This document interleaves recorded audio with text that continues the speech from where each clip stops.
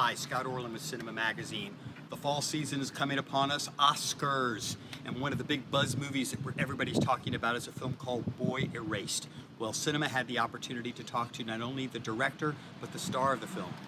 Let's take a listen. I remember meeting you in a hotel room, in a hotel lobby of Budapest, and you were so excited you were about to make a phone call where this movie was going to get greenlit and kind of go on. Yeah. So now you're actually about to showcase it. I mean, you're talking about here in Las Vegas. What was so important about this movie to you? Yeah, I remember seeing you in that hotel and thinking, should I talk about this? Am I going to curse this? Because I just finished writing the script and we were really like on this steamroll of energy to make it. I read a book of the same name by Garrett Conley. I've never had a fire lit up under me so much, by reading so. And what was interesting is what drew me to it was thinking I was reading, One Flew Over the Cuckoo's Nest, which is one half of what the movie is, which is the deep, weird, disturbing kind of we're here to help you world of gay conversion therapy. And what I came away from the book, what kept me reading, was just realising just how the declaration of sexuality for young gay men, for example, in the South, instead of just them going into the slipstream of the rest of their life, it stands to potentially destroy a whole family because people's judgment and opinion surrounding that.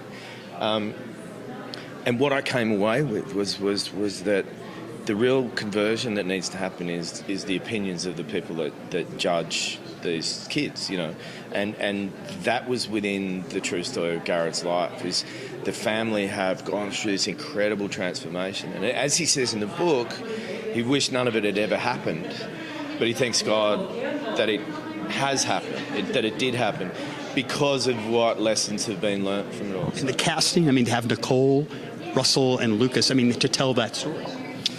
Look, I was very blessed with the fact that everybody that I wanted in my mind as the first choice, they all responded to the story. I built the family from Lucas out, and Nicole is his mother and Russell is his father. And they're all, when you see the real people, they're so perfect for who they are in real life.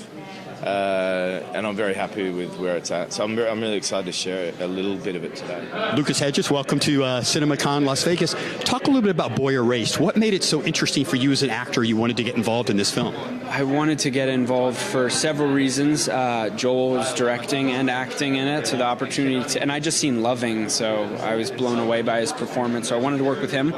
I also read the book and fell in love with this boy, Garrett, this man boy, Garrett, and his voice, and I felt like I was given his thoughts, and I'd never had an in-depth description of everything my character thought, so it was kind of like a guide for me.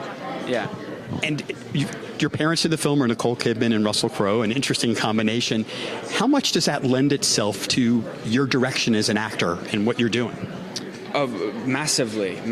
I tried to do my best to understand what is going on in these scenes before I show up, but then the second I show up and I'm standing across Russell, it all changes, and it's all there in a new way, in a deeper way. And the same thing with Nicole, of course. Yeah. And obviously, the subject matter of gay conversion therapy is something that is very relevant. There are many states in the country that are kind of still dealing with that. How much does this movie kind of explore or tap into the emotional concept of that? It's, in many respects, I wouldn't say it's all it does, but that is I think the wealth of the film exists in that world.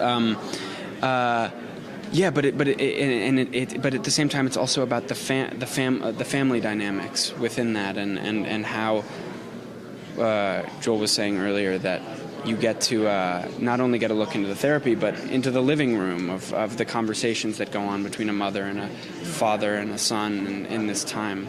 Yeah.